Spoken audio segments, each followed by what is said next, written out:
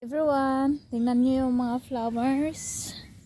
Wildflowers. Mag-isa ako ngayon. Di ko kasama ang aking asawa. Naglilibang ako. Galing ako sa doktor, no? Ayan. So, pagkagaling ko sa doktor, dumiretso ako dito. Mag-isa lang ako ngayon. Ala, tingnan niyo yung flowers. Oh, di ba ang ganda? So, pupunta tayo ngayon sa paborito kong place dito. Paborito namin ng aking asawa. Ang ganda, no? Maglakad lang ako kasi baka tignan nyo. Ayun, may sign. Bawal doon kasi may nabungi na mahulog ka. Yun o, may tali. Ala, ang cute. May kulay pula din.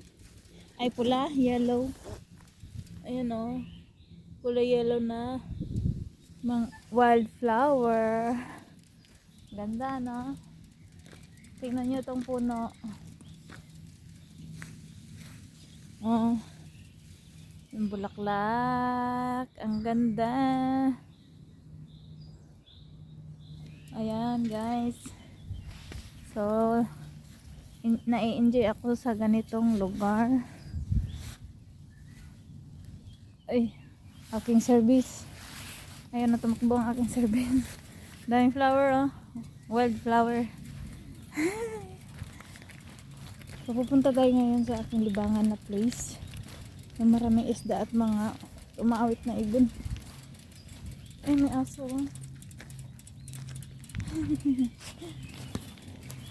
Kulay puti.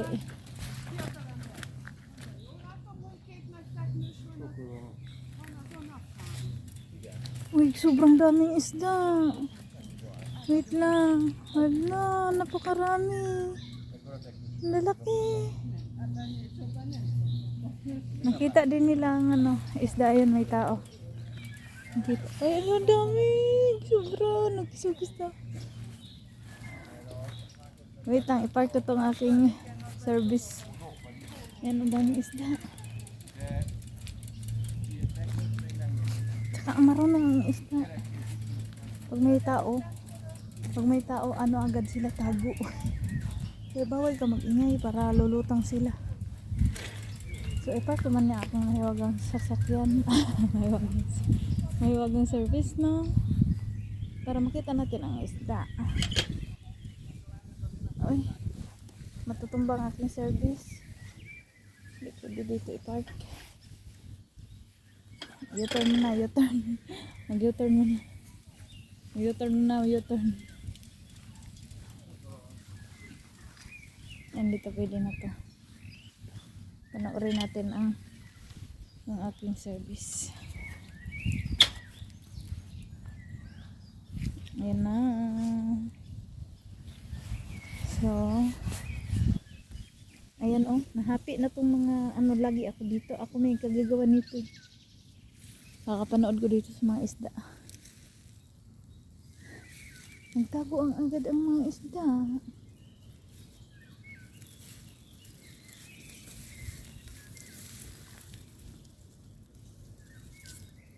Ay. So, patayin ko na. Fish.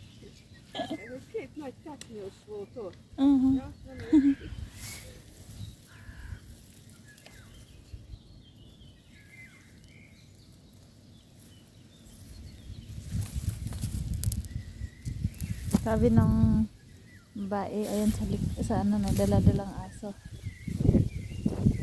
Na doon daw sa kabila maraming isdang malalaki. So, pupuntahan natin. Silipin natin sa kabila. Kasi doon masilaw. Hindi ko masilip ang isda. So, nandito nga pala ako. Daming umaawit na ibon, no? So, bawal ako maingay. Kasi pag maingay ako, magtatago ang isda. Ang lalaki pa naman. Dito daw ako, sabi ng mami. Sabi ni mami. Dito lang daw yung flowers, oh. Dito daw malalaking isda. Sabi niya. Panoorin natin. Lah, nagot hinahanap na ako ngayon ng aking asawa. Ay, ang daming isda na.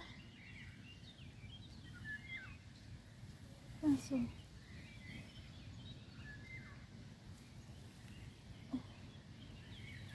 yun.